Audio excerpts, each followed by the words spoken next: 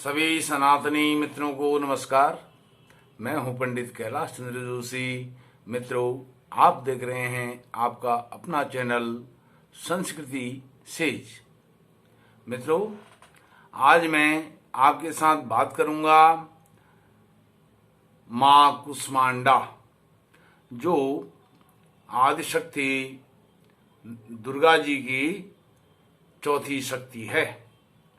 कुष्मांडा जी की कथा श्रवण करेंगे। सर्वप्रथम आप मेरे चैनल को सब्सक्राइब कीजिए, अपने मित्रों से भी सब्सक्राइब करवा करके मुझे सहयोग प्रदान कीजिए और इस वीडियो को लाइक कीजिए, अपने मित्रों के साथ शेयर भी कीजिए।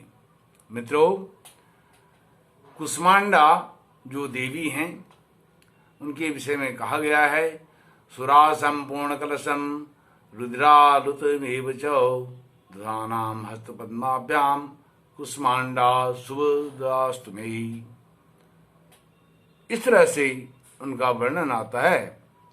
जैसे मैंने बताया, चौथे नवरात्र में कुष्मांडा माँ का पूजन होता है, आराधना होती है। अपने मंद मुस्कान अर्थात ईशत हास्य के प्रभाव से उन्होंने ब्रह्मांड, जो संपूर्ण ब्रह्मांड है, सृष्टि है, उसकी रचना की थी।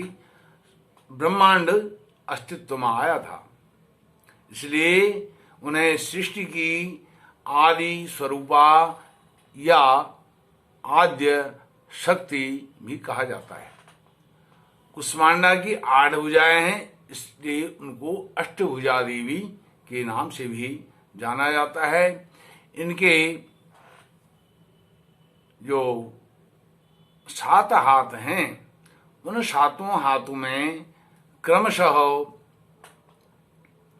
कमंडल, धनुष, बाण, कमल पुष्प, अमृतपूर्ण कलश, चक्र व गदा है।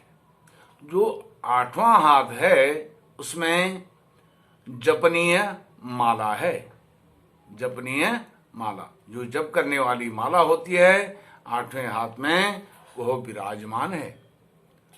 जो कुष्मांडा देवी हैं, इनका जो वाहन है, जो सवारी है, वह शेर है।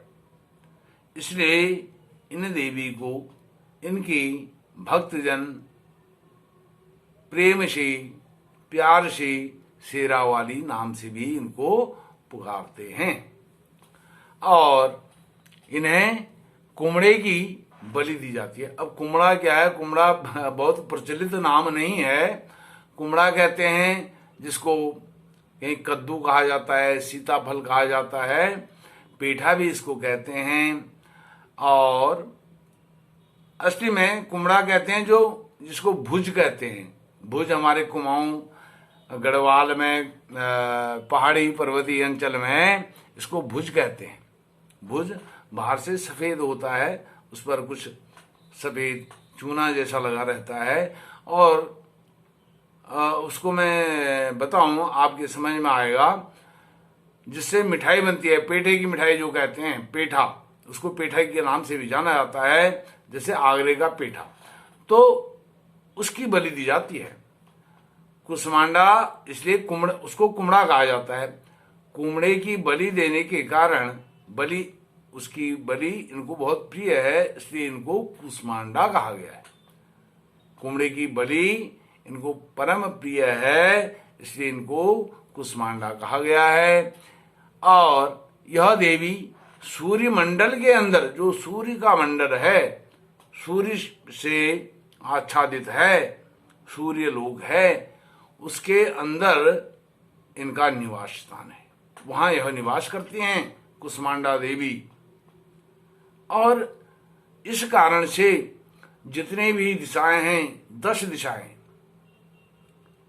वह 10 दिशाएं जो प्रकाशित हैं, इन्हीं के प्रभाव से प्रकाशित हैं, कुष्मांडा देवी के प्रकाश से प्रकाशित हैं। और जितने भी जीव हैं, वह जंतु हैं, वनस्पति हैं। जीव का मतलब क्या है? लोग जीव जंतु कहते हैं। जब जीव आ गया उसमें जंतु भी आती है, वनस्पति भी आती है। जीव के साथ जंतु लगाने की आवश्यकता नहीं है। जंतु है, वनस्पति है, यह इसको जीव कहते हैं। जीव विज्ञान, यह जितना भी जीव विज्ञान है और निर्जीव वस्तुएं हैं, जिस भी आकार में हैं, उनमें सब कुष्मांडा जो देवी जी हैं उनके ही प्रकाश से वह आलोकित है। उनके प्रकाश के आलोक में वह हम सबको हमारी दृष्टि में वैसी दिखाई देती हैं।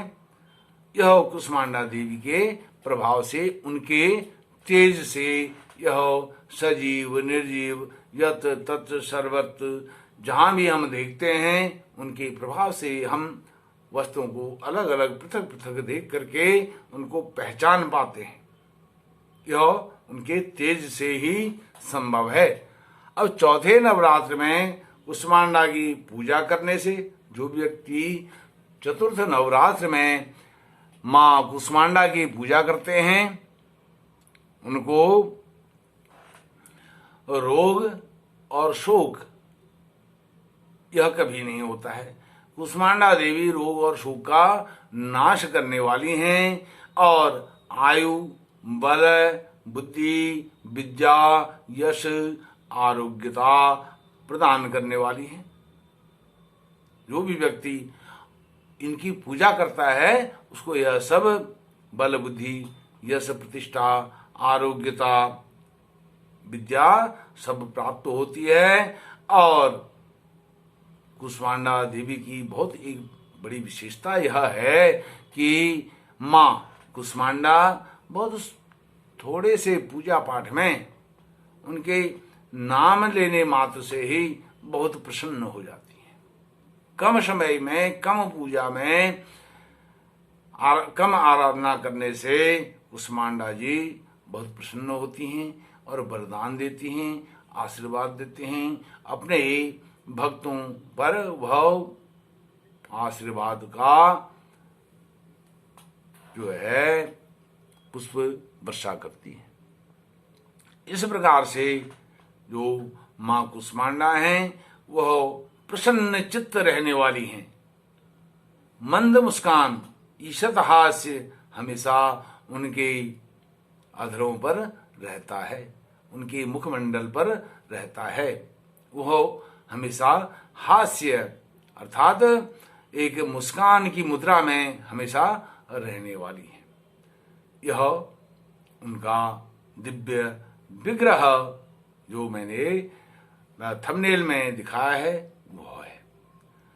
और जो देवी जी हैं कम पूजा में प्रसन्न होकर के अपने साधक को, आराधक को, पूजा पाठ करने वाले को अपना परम पद देती हैं, मोक्ष प्रदान करती हैं, अपने चरणों में आश्रय प्रदान करती हैं।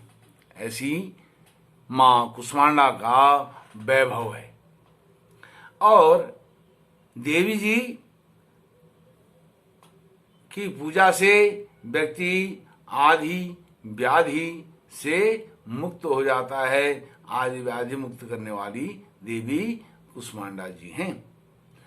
और इसके बाद सुख, समृद्धि और उन्नति प्रदान करती हैं। इसलिए हमेशा कुष्मांडा जो देवी हैं उनकी उपासना हर व्यक्ति को, जब मैं हर व्यक्ति कहता हूं उसमें स्त्री, पुरुष, बाल, वृद्ध, यह सब के लिए बहुत कल्याणकारी पूजा है। और उनको हर किसी को, हर व्यक्ति को यह पूजा अवश्य ही करनी चाहिए। अधिक एक आसन पर बैठ करके, मंदिर में बैठ करके भी यदि हम पूजा नहीं कर सकते हैं तो हम जहां पर हैं, रुग्ण अवस्था में भी हैं, रोगी भी हैं, तो माँ के नाम का उच्चारण करने मात्र से ही व्यक्ति परम पद पाता है।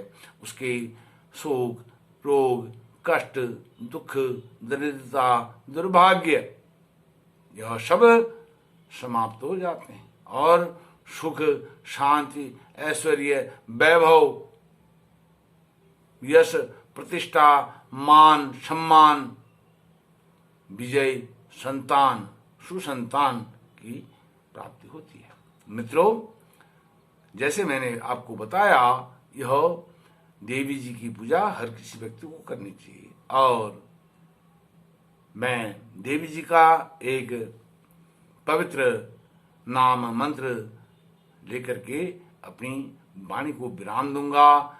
या देवी सर्वभूतेषु विद्यारूपेण संस्थिता नमस्तस्यै नमस्तस्यै नमस्तस्यै नमो नमः। आप सभी का कल्याण माँ कुष्मांडा करें। इन्हीं शब्दों के साथ मैं अपनी वाणी को विराम देता हूँ। जय माता की।